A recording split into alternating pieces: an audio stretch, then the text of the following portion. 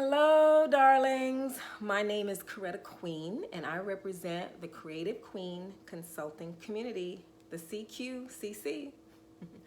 I am a registered dietitian, a life skills mentor in regards to stress management, dealing with emotions and logical thinking, and a spiritual teacher. Thank you so much for tuning in.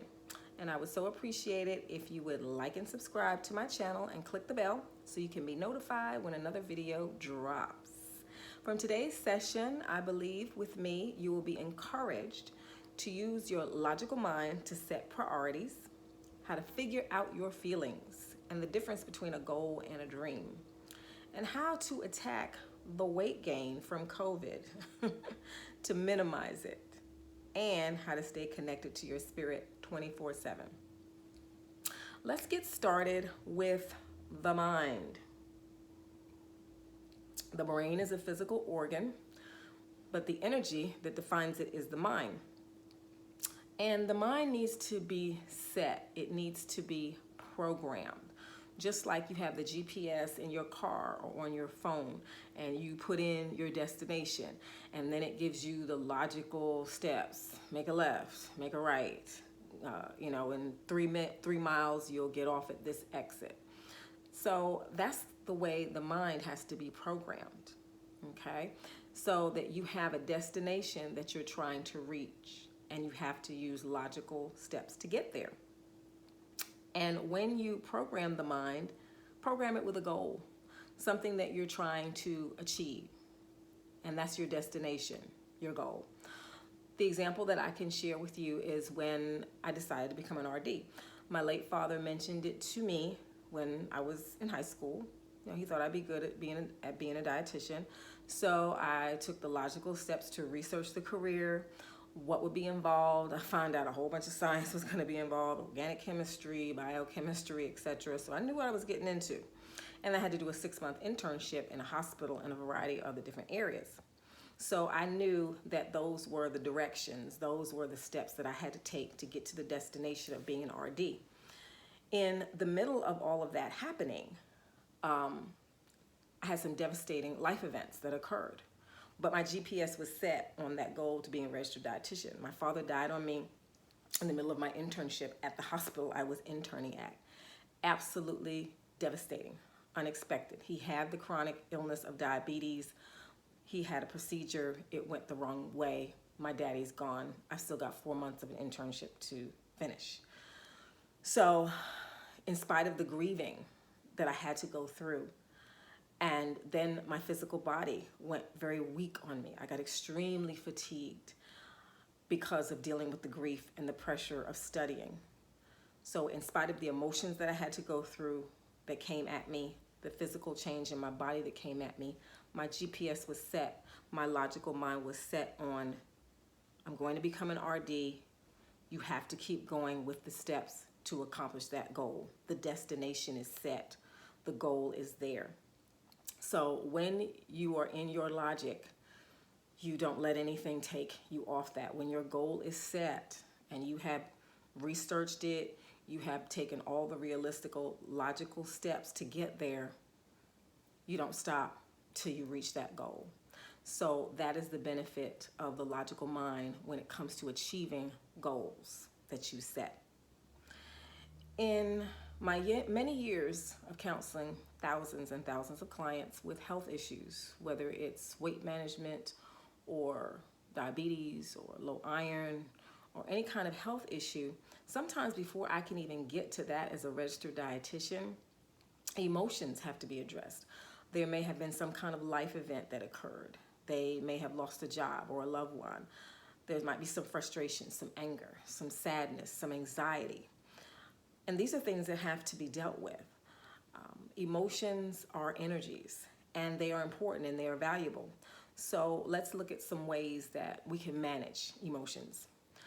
First, figure out your feelings. Figure out your feelings. Identify it. Take a moment to identify it. Feel it. Name it. So that you are aware, you're self-aware of what you are feeling. It could be anger, it could be frustration, it could be jealousy, it could be sadness, it could be disappointment. It could be that you just feel emotional. You just feel emotional and you just feel moody, and you really don't have a word for it right now. But at least you are self-aware of it. So then that way you can minimize the risks of taking that emotion out on somebody else.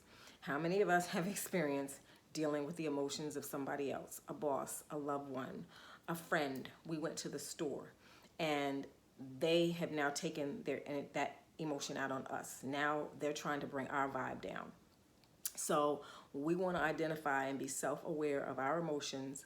Take a few minutes to breathe, a few seconds. Maybe you can take a 5-minute walk. Maybe you can text somebody. Maybe you can vent. Maybe you can listen to something inspiration. Maybe you can sing a song, but try to take a break from that emotion or just being emotional and moody and recognizing it.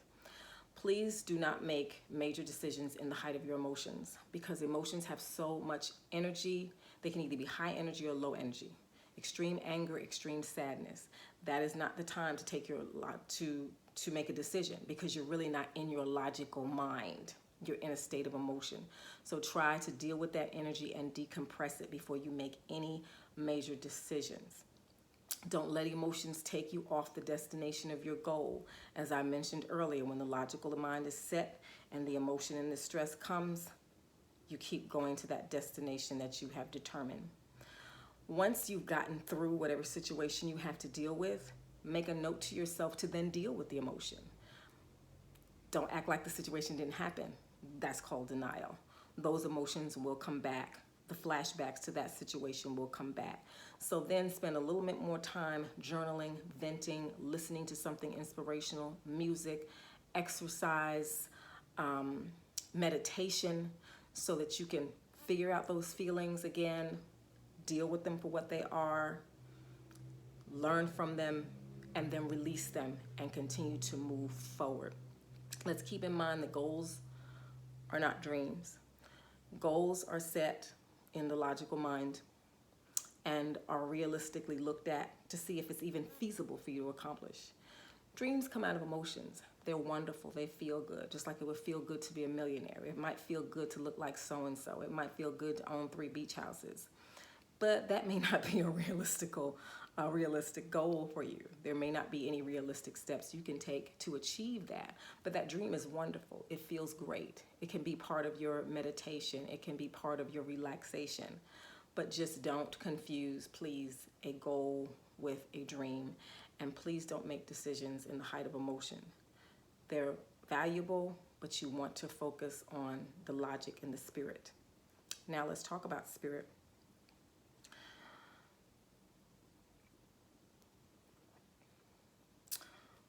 The spiritual journey you take is founded on whatever your connection is to the higher power as you define it, okay? And I'm not here to define that for you. That's your decision, that's your comfort zone. But I do encourage you to develop a faith and a positive self-talk that doesn't come from the logical mind, because sometimes faith makes no logical sense. It's not birthed out of an emotion, but it's from your connection to your inner self and the power that is bigger than you. I have learned that the spoken word is even more powerful than the thought word, okay? Because when you speak something, you hear yourself say it. The spirit world hears you say it. You've now started the creative process in the spirit world for what you would like to have.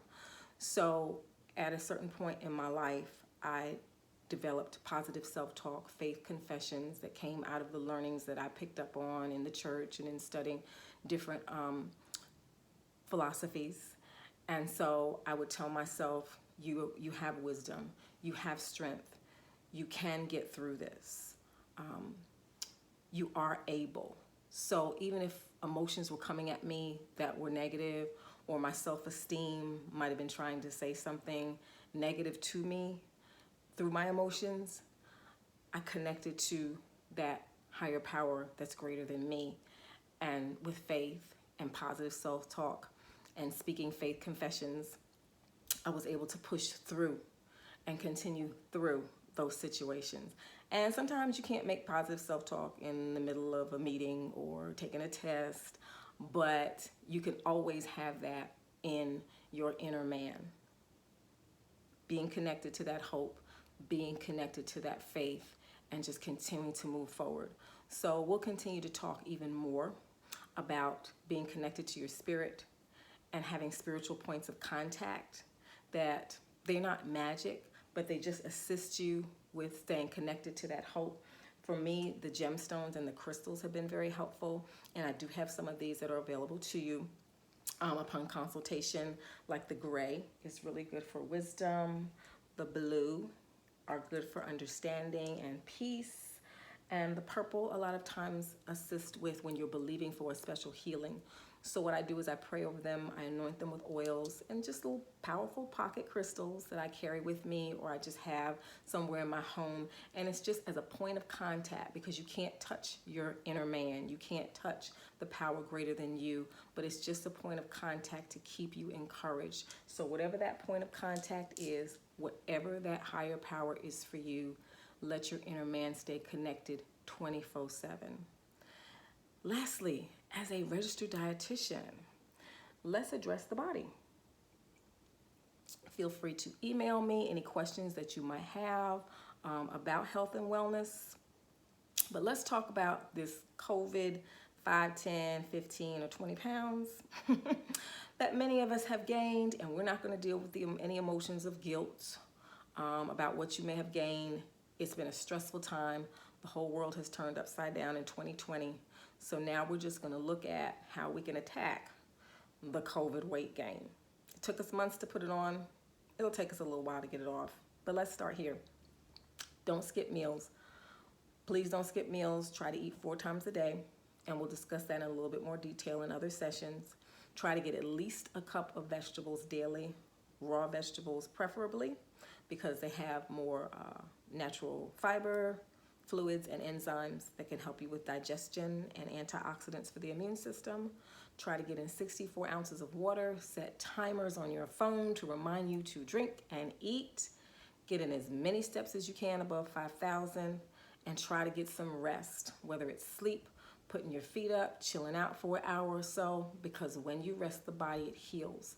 Part of my philosophy as a dietitian is that food and rest are your body's first ways of healing itself. Food and rest are your body's first ways of healing and energizing yourself, and the body energizing itself. So by not skipping meals, eating at least a cup of vegetables a day, getting in at least 64 ounces of water, 5,000 or more steps, and some rest, you are on your way to strengthening your body and fighting the COVID weight gain. Thank you so much for your time with me.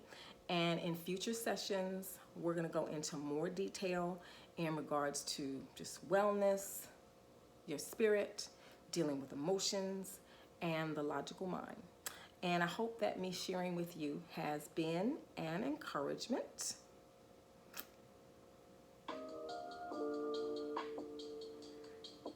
Just wanted to change the vibe up a little bit with some music. Once again, please like and subscribe. Please message me with any questions that you may have at queenchafe@yahoo.com. Feel free to purchase my book, Mind Your Menu with Memoirs.